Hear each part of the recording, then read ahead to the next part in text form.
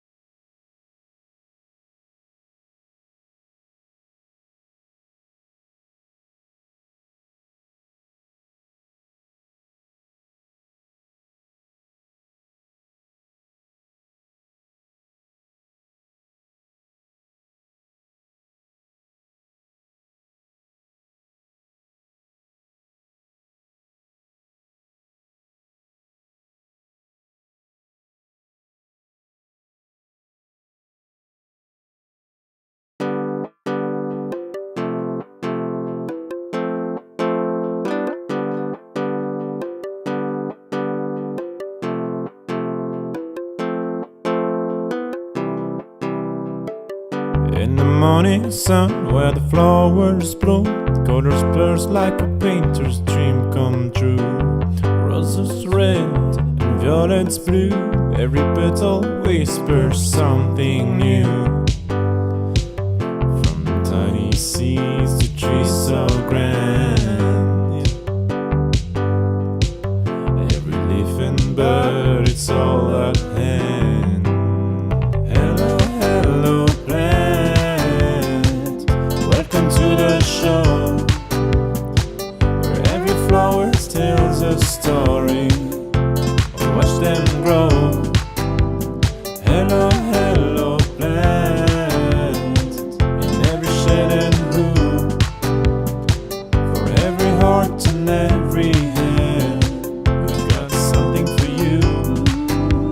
Indoor greens and outdoor scenes, design your space, let your garden dreams glide. Personal touch with our garden design, free sessions to blend within your budget line. From tiny seeds to trees so grand, every leaf and bird, it's all at hand. Hello, hello plant, welcome to the show, where every flower tells a story. Watch them grow.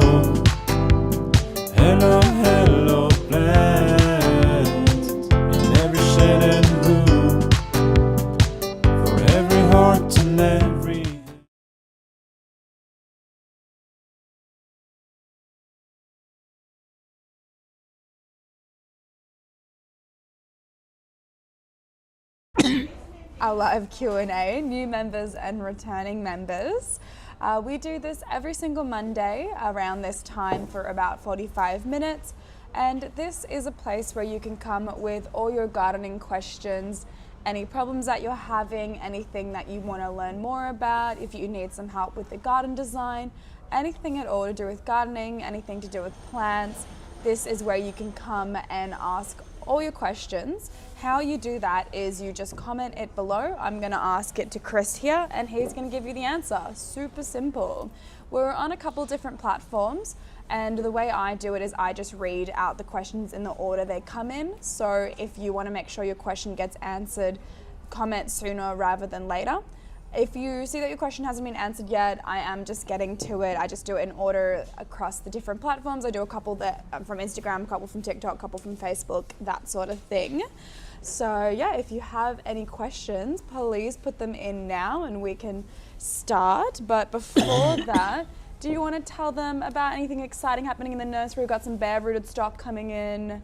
Okay, so it's winter. We had our first frost this morning. And our growers are digging up their bare roots, and we've got quite a few thousand standard roses in. So now's a great, and the bare rooted season is a great time. Plants are easy. You know, you can hold 30 standard roses in your arm. You know, so it's a great time to transport plants and to transplant them as well. And so we've got our first bare roots in now. We've got an interesting collection of lilacs, best collection I've had in years. Bare rooted, nice and cheap bare rooted, and we've got some ornamental trees, poplars, and every week now we'll be adding to that collection of bare roots. So a great time to get bare rooted, as we say. And that's what's new. And we had a frost this morning, so it's definitely time to get into winter mode in the garden. Exactly. It was very chilly this morning. I don't know if anyone else saw frost on their car. I sure did. Was a very frightening 2 degrees this morning. We will get right into it. So please comment away. I will just be asking questions to Chris and you can just keep commenting any things that you have. We're going to start off with Katie's question or dilemma. Freshly planted my magnolia teddy bear, 160 centimeters, and my dog dug up the top quarter of the root ball. Will it die? Help. No, it won't. What I would do is I would put the soil back, or moisten the roots first, put the soil back over it, and then I'm wondering if you didn't put some heavy pebbles or something over the top of it, some coarse rock or something. It might stop the dog from digging it, because what you don't want is the dog to keep on digging and damaging the ball. So I'd be trying to stop that dog from doing. You could put down a bit of wire netting or some coarse rock or something like that. But basically, in that situation where the dog's dug up the roots on a freshly planted plant, I'd immediately wet the roots and then I would cover it back over with nice soil, and then I'd do some prevention to stop it from happening again, which could be the form of wire netting or some coarse rock. Well, that's a relief. Great to hear that. Next one is from Carrie. I got my magnolia black tulip tree from a nursery. How long does it take before the tree starts blooming? Look, I've got them for sale here at the moment, and they've got lovely little furry. If you look under between the leaves, you can see beautiful little furry buds where they're going to flower this spring. So it depends on the size. Like if you've got nice little furry buds, the buds at the moment would be about 1.5 inches long, and they're covered in a nice sort of silvery fur, and they're just like little. They're just nice little fat little buds. And it's funny, I was looking at a couple of the black tulips in stock in the nursery, and I thought, if anybody buys these, you have beautiful flowers this spring. So if you've got some buds, flowers this spring. If you haven't got buds, you'll have flowers next spring. Because what's good about the black tulip is the black tulip is produced not by cuttings or seed, it's produced by grafting, and so after 1 year, it's sexually mature and ready to flower. So I would expect yours to flower either this spring or next spring. Fantastic. Next question is, would your garden plans work for an interstate customer? Paying the full price, obviously, without the plant purchase. I'm in mid-North Coast, New South Wales. Right, okay. Look, and we have some special plants that you won't be able to buy locally, but because of the freight costs, what I would do is I would start out by buying locally, and just buy those special bits and pieces that you can't get, like, and actually plants tend to be fairly keen. There's a lot of nurserymen and horticultural production up in northern New South Wales, so it's one of the areas. Northern New South Wales and southeastern Queensland is an area where plants should be quite reasonably priced locally. Fantastic. And freight is, unfortunately at the moment, freight is expensive. Yeah. Next one is, I've transported my lemon tree from soil to pot. I've had to cut a lot of the roots down to fit into the pot. I'm worried the roots won't regenerate. Okay, sea sole is a great root regenerator. So I'd be watering once a week with nicely diluted sea sole. And the other thing is, while you're waiting for those roots to regenerate, I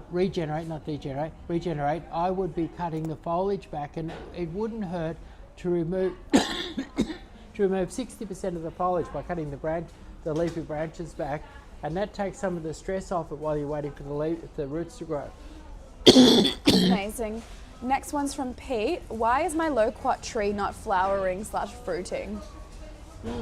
Obviously, it's not sexually mature, because I was driving past a loquat the other day and I saw that it was in flower. So in Melbourne, the loquats are in flower now, and they flower early because where apricots and plums and things tend to fruit well after Christmas, your loquat is one of the few fruits that comes on beautifully just before Christmas, and it does that by flowering in late autumn. So it might be just a young seedling loquat that hasn't sexually matured, because a lot of people grow their loquats from seed and they take a few years to sexually mature. So it should be a sexually mature loquat. You really couldn't stop them from flowering about now. Yeah. Let us know, Pete, if that is the case, that it is just a young plant, and if it's not, then maybe we need to do a little bit. Okay, he says it's a good sized tree. Yeah, it still could be sexually immature. Like it could be good size, but it depends really. If it originates from seed, which most loquats around the place do, then it might take a few more years to mature. Okay. Hopefully that is just the case and nothing else. Moving on to the next person. Looking for ideas on types of plants to grow on the side of a house against a fence. There's not a lot of space and it's shaded. Would like to cover the fence. Okay. We have lots and lots of customers coming with that exact same problem. And my go-to plants are Chinese star jasmine. And what I'll do with Chinese star jasmine is put some 4x2 timber up against the fence, and then get some wire mesh, a nice coarse wire, heavy duty wire mesh, something you might use for reinforcing concrete or something like that. And you get a nice shiny one that won't rust on you, and you put that up on the timber, so the timber is out from the fence. So the wire is out from the fence, and then you plant the Chinese star jasmine at the bottom, and they don't need any sun at all. Plant it at the bottom, and it'll weave itself up and down through the mesh, and it'll go up the height of the mesh or the height of the fence if you do the mesh the same height as the fence. So you can and then what you do is when the Chinese star jasmine grows, it can send out long arms, and you get those arms, and instead of cutting them off, you pin them back up against the fence. You pin them up against the fence, and you can make a beautiful thick hedge that's really, really narrow, doesn't use up that space, but you'll have it in no time where you can't see the fence because you've got a beautiful thick covering of Chinese star jasmine that's not too wide. And the other thing that I often use in that situation is Sasanqua camellia, and in particular there's some new Sasanqua camellias with the pick of them seems to be called avalanche, and they're skinny, sort of like column camellias. So you can use ones like the old classics, the Setsugeki and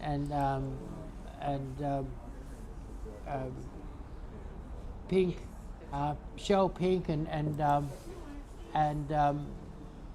so those ones, and they take a little bit of trimming to keep them narrow, but they're easy to trim and keep them narrow. Or you can use the new avalanche, the white one, and it's naturally skinny. And camellias can grow in complete shade. Some really great options there. Yeah. The next one is, I have a small balcony and want some ideas on how to design the space. Okay. A lot of people come in here with small balconies, and they just book a 20-minute garden design, and we do quite a nice intricate design. But my general philosophy is don't clutter it up.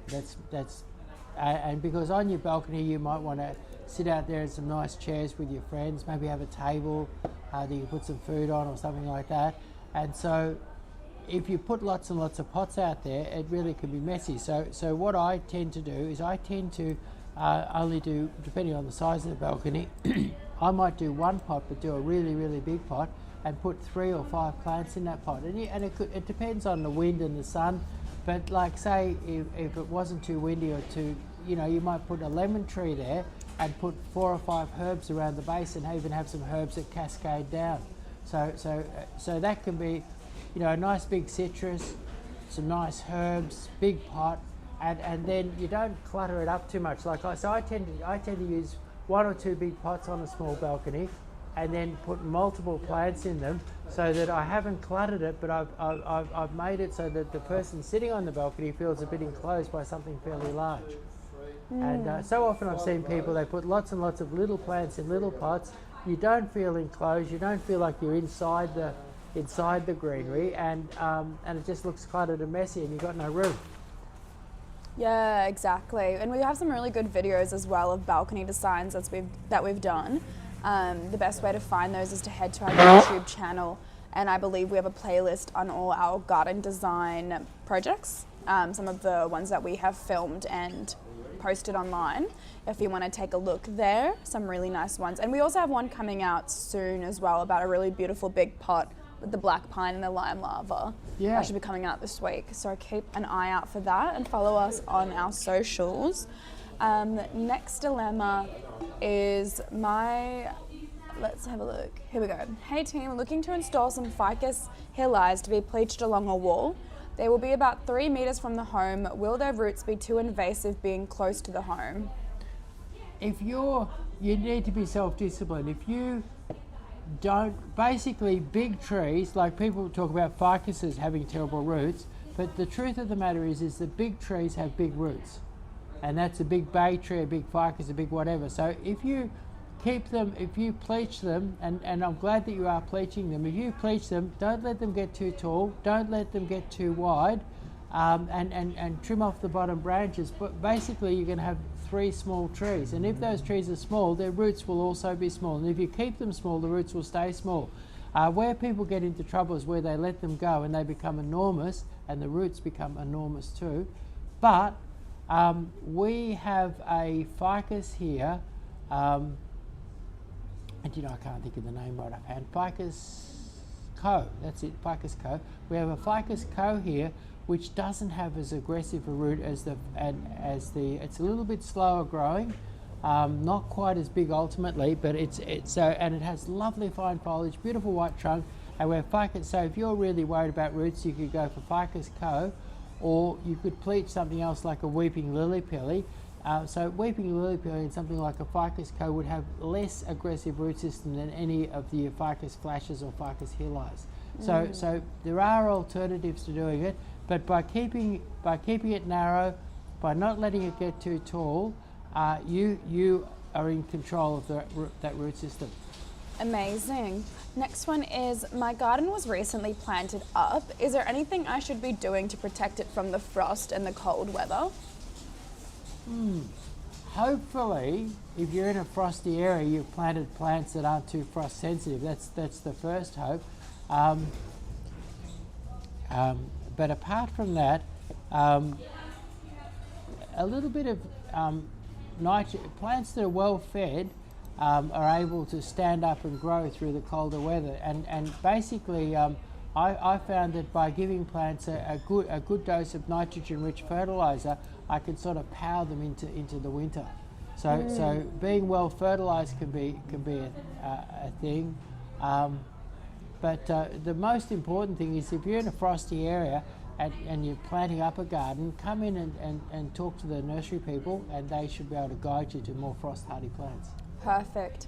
Next one is, I live on acreage in Melbourne and want a big productive mulberry tree. Any particular variety?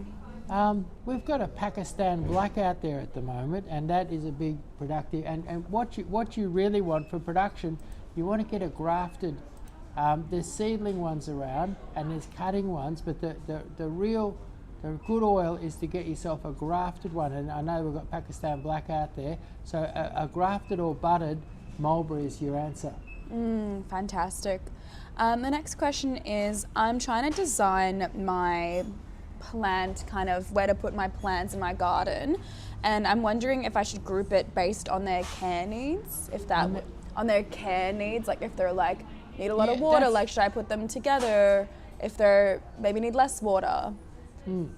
I think that's a really good idea. Like say for instance, if you've got something like something that needs like a hydrangea, for instance, like I had somebody come in before and they'd put a hydrangea in a fairly warm sunny spot, and then they were going to put other hardy plants around that didn't need much water. Well, that's kind of silly. Like hydrangea, high water consumption, loves a bit of shade, and so it would be best to get your hydrangea and put that with other plants that like those sort of conditions. And roses love the hot sun, so you put them all out in the hot sun, and so yeah, it's very much a great idea. Like lavender loves the hot sun too, so I had somebody before wanted to put some lavenders in a shady corner. Well, no. We have, actually there's a thing called Mona lavender, which is a kind of a false lavender, which is great for your shady corner, but your normal proper lavender, no, keep it out in the hot sun.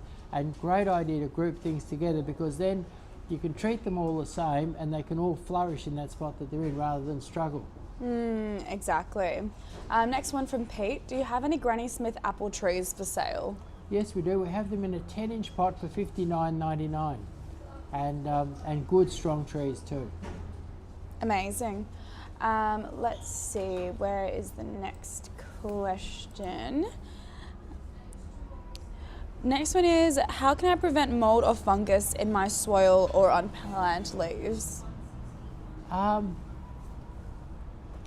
One thing, like the best way is to try and do it naturally, and if you're getting fungus or mold, it could be that the environment's not quite right for that particular plant. Like you might have a sunlover in the shade, and then there are sprays that you can get, and the trick is to try and avoid those sprays. And there's Bordeaux mixture is a natural spray that you can make at home yourself. You have to make it and use it fresh, but you can look it up on the internet, buy the pieces, mix it up and do it. And that's a sort of a fairly non-toxic natural spray that you could make at home if you did have a problem. But when I've got a problem with molds, my first thought is, can I change this plant's environment or change its conditions a little bit? You know, give it a bit more fertiliser, get it out in the sun, maybe water it a little less, get it out of the hothouse, whatever's caught. Try and get rid of the root cause of the fungus rather than go mad with the sprays. And then a spray like a Bordeaux mixture is a good non-toxic fungicide. Fantastic. Next one is, I have a ruck coria screen about 2 meters high, 1.5 meters wide. What's another dense screen for a narrow space? Did they say coria? Right, okay. Dense screen for a narrow space. Like I was talking before about Chinese star jasmine, you need a bit of wire for it, Chinese star jasmine. In a native, something that I really like is your maidenhair, what's sometimes called wireweed, or your maidenhair fern creeper, which is correctly called Muhlenbeckia complexa.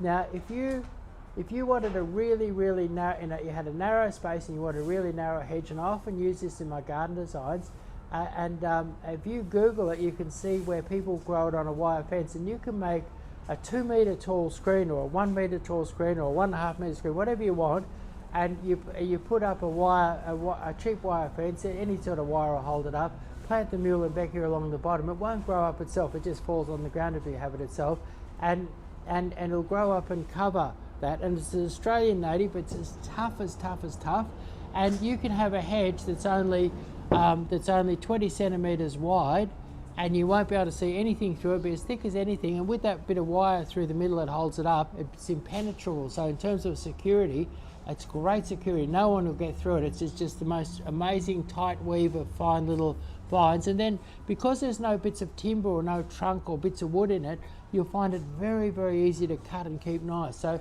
skinniest native hedge, best you can get, would be the Muehlenbecker complexa. Then with normal natives, it's a little bit difficult, but I would go for some of the denser Westringias. You just get ones that are fairly tall, so fairly dense Westringia, like your coastal Westringia, are good for a narrow hedge.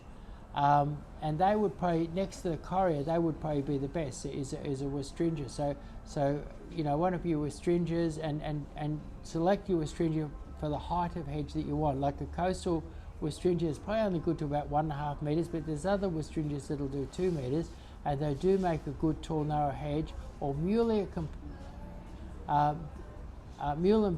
complexa, fabulous, and it's really worth Googling that and having a look at.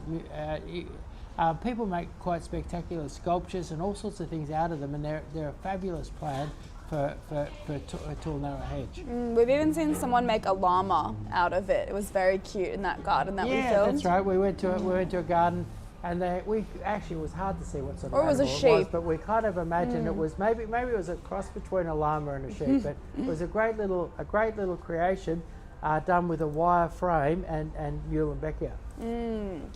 Next question is, are there any plants that flower in autumn during this time right now? I want some colour in the garden.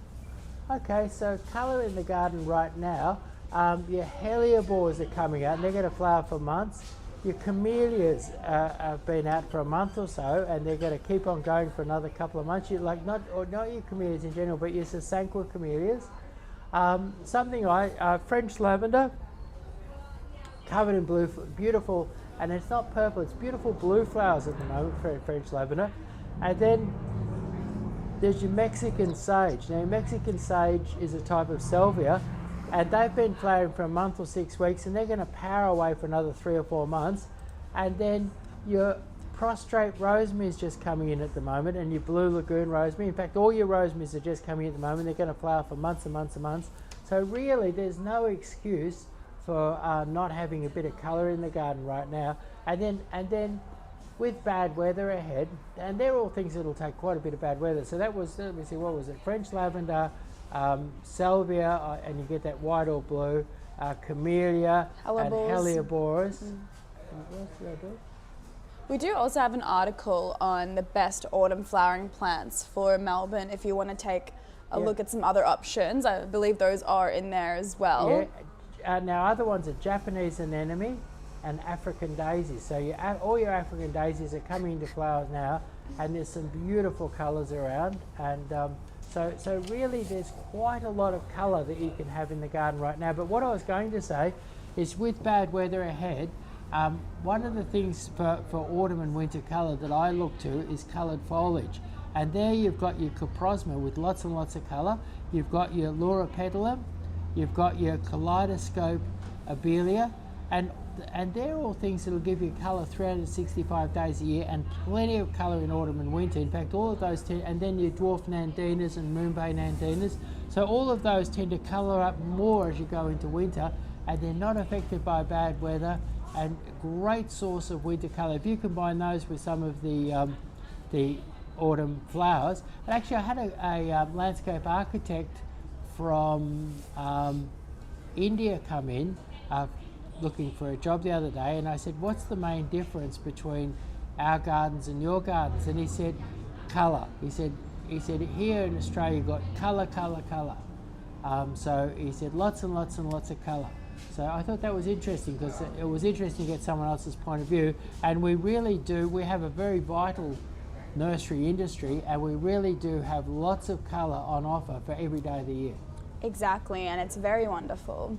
Next one is, what's best to grow in dry areas that require little water and can survive the cold? I'm in northern Victoria. Okay, so looking at super duper tough stuff, you could look at things like cousinette. You could look at creeping saltbush, which is called rhagodia. Nice sort of lovely silver mound, cousinette. And then you could look at some of your native grasses like your tunica, and then you've got your Calbury carpet, beautiful sort of silver carpet, and they would all be incredibly tough. Like, take the toughest condition: frost, heat, drought, poor soil. So I'll run those through again. We had the the creeping saltbush, we had the Calvary carpet, we had the Lamandra tunica. What was the other one I did? But anyway, they're all really, really, really tough. And you could put all those together. You could make a real garden with those. It'd be a native garden, of course, but that would be really, really tough. And then, if you wanted something really delightful and tough, there's your birthday candles. Banksia, and that for 4 or 5 months of the year they're covered in the most beautiful orange bottle brush flowers and lovely green foliage. They're really, really lovely. So they're all things that could go in the heat, the frost, the tough, the cold. Fantastic. Next one from Pete. How do I kill yucca plants? I want to get rid of them. I cut them as deep as I can, but they're still growing. Okay, the way to do it is don't cut them off too low. Cut them off to about a metre and a bit. Then what you do is that, actually I'll draw a picture for you. Can we see that okay? Yes. So here's the ground, and here's your yucca plant is like this. It's got all the spiky leaves on top. That's what your yucca looks like. Now the reality is that your yucca goes under the ground. There's this big ball there. So when people rock it and when they chop at it, it seems endless, but it's really easy to get rid of a yucca. What you do is you dig down here, and you dig down here, and what you'll find is that there's just little skinny roots. Now those roots can't grow. So there's your little skinny roots, and those roots can't grow. And so you just go down there and you start chopping off, and by the time you've chopped off half of those roots going down from both sides, you'll find that this whole big thing rocks. It's quite, and then you rock it and chop it, rock and chop till, and you cut these little roots, and you get it, and you get out, and you get this big bulb out like that. Now, what it is, what a lot of people do is that they'll chop it off here or they'll chop it off there. It's really hard work chopping through this big wooden bowl. This wooden bowl can be really quite enormous, and it's hard work to chop through it. And if you say you chop through there like that and you leave that there, all these bits can shoot and grow, and people feel that you can't kill them. But if you go in and just chop all these little roots, you could leave all those little roots in the ground, chop all those little roots off, and pull him out. And as long as you've got this big ball here out, and he's whole, and you haven't left a piece of that ball in the ground, he's gone. So, and what I do is, if you chop too low, it's hard to leverage the ball. So you chop off to about 1 metre in height, 1 metre, chop off to 1 metre, and that's your handle, and then you dig down, chop the little roots like that, and get that ball out, and you'll find it surprisingly easy. Once you understand the structure of them, it's easy to get rid of them. Fantastic. Yeah, let us know how you go with that, Pete. Hopefully you get rid of all your yucca plants and don't have any more grief over them. Next question is, I'm planting a low maintenance garden and would love some plant ideas. Okay, so low maintenance, I think what's interesting is that when we're sitting down to do garden designs here, I'd say that 50 to 60% of all people would say that low maintenance is their number one requirement. So we're doing low maintenance all the time, and I'm going to give you a list of my favourite low maintenance plants are all plants that are self-shaping and look after themselves. And so things like there's your Acacia Lime Magic. Your Acacia Lime Magic is evergreen. It doesn't shed a lot of leaves or anything like that. It only grows about 1.5 metres tall, has a beautiful bushy head, little trunk on it, and really easy to look after. Then I love Cousin It. Cousin It just sprawls on the ground with sort of it's like green hair all over the place, and it just sounds silver. It's a beautiful green, and it spreads beautifully. Then things that are naturally sort of constrained in their shape and size would be like your Oriental Pearl, which is an Indian hawthorn Oriental Pearl, lovely natural round ball, beautiful round ball without you doing any clipping or work. There's Miss Muffet, which is a beautiful low green dome. There's you might be able to speak to those people and get them to stop making that noise. So there's your golf ball Pittosporum, natural ball without you doing any work. So they're all sort of natural things. And then there's things like one of my favourite trees when I'm doing garden designs is a thing called Acer globosum. Now, globosum sounds like some horrific disease, but it's this beautiful ball on a stick. It's a maple tree.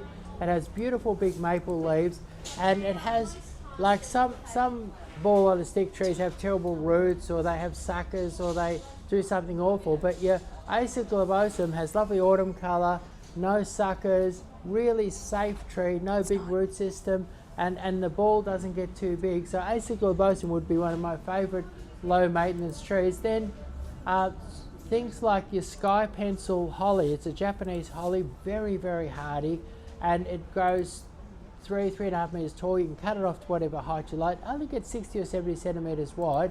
Beautiful evergreen, doesn't shed anything, doesn't really do anything bad. So sky pencil holly, and I could go on all day, but that gives you an idea that they're all self-shaping things, and if you come in and get a garden design, I can do very, very low maintenance by using all self-shaping plants that don't sucker and don't do terrible things. Amazing. Next one, are there any plants that are safe for homes with pets or children? There is, and actually it's surprisingly easy. If you pick out a plant you like, it's surprisingly easy to go online and check on whether it is on whether that plant is harmful for your dog or your cat. We often have to check them for customers when we're doing garden designs. They'll have a dog in the backyard or something like that eats the plants, and we just Google and check. Fantastic. Next person wants to know, what are some natural or organic pest control solutions? Okay. My mum is a member of the Ferny Creek Horticultural Society, and something that the ladies up there do in Ferny Creek is that they do sources of beer, and they put that out to get rid of the snails. And what happens is that the snails will go up and smell that lovely beer, and then they'll come over the edge and they'll drink a little bit, and then they'll get a little bit drunk, and then they'll keep on going till they go in too deep and they drown. And then when I was a kid, I was working in a lady's garden every Saturday, and there was a terrible plague of earwigs. And anyway, most people had their gardens decimated by them, but this lady read up somewhere, and what she did was, whenever she opened a tin of fruit or soup or anything like that, she washed the tin, took the lid right off, washed it, and what she did was she had a whole garden full of these tins hidden here and there where the earwigs hung out, and she screwed up a bit of newspaper and put it in the end, and then what she'd do is she'd go out every morning with a bucket of hot water, and she'd just shake the paper in the tin into the hot water and boil the little earwigs. Which really got, and what fascinated me was that everyone else was being decimated by this earwig plague. Earwigs ate everything, and she basically got her garden through by using the paper with the what's the name. But other things is like pests, things like simple pests that a lot of people really suffer from, like pear slugs and aphids and things like that. When my children were little, I didn't want to use any real bad sprays around the house. I used to use, back then you could buy a thing called Cleansel, but Cleansel is very much like dishwashing detergent. So today you could use a nice brand of natural dishwashing detergent and just a very small amount of pyrethrum. And if you had a bad attack of pear slug, which is the one that gets on your cherries and pears and plums and kind of wrecks the foliage around October, November, if you had a bad attack of that, or you had a bad attack of aphids, maybe it was on your roses, any little sucking insects, any of those little sucking insects, by spraying, now because it wasn't toxic and didn't sort of stay for long on them, I used to spray once and then spray again within 48 hours. And a double spray of dishwashing detergent and not Cleansel, what is it? What did I said it before? The pyrethrum. So dishwashing detergent and pyrethrum in water, spray it on, and do it once, and then do it again within 48 hours, and you'll knock out anything that's come out of an egg sense, and that's a great way to knock off simple little sucking insects and pear slugs. Amazing. All right, next question is, are sago palms a good plant to replace the yucca plants in a retaining wall? What's that? Sago? Sago palms? No, I don't reckon. In a retaining wall, I mentioned the sky pencil a little while ago. That would be very good. The problem with sago palms is they get bigger and fatter, bigger and fatter, bigger and fatter, a bit like your yuccas. Like they'd be right for a few years, but long term they wouldn't be so good. So it's something that could be pruned that didn't have a really fat base on it, like your sky pencil, which is your sky pencil holly. What else could you use in a retaining wall? Well, we mentioned camellias, like nice tall narrow camellias could be very good. I tend sago palms would be sort of a short-term solution. Amazing. All right, next question is, how can I tell if my plant is getting too much or too little light? That's an interesting question. Basically, some plants that are getting too little light will tend to go leggy, go super dark green, like they're green or colour. The green will discolour or change colour, and they'll get leggy. They'll sort of grow sort of tall and sort of not good, And too much light would tend to show as perhaps a little bit of sunburn.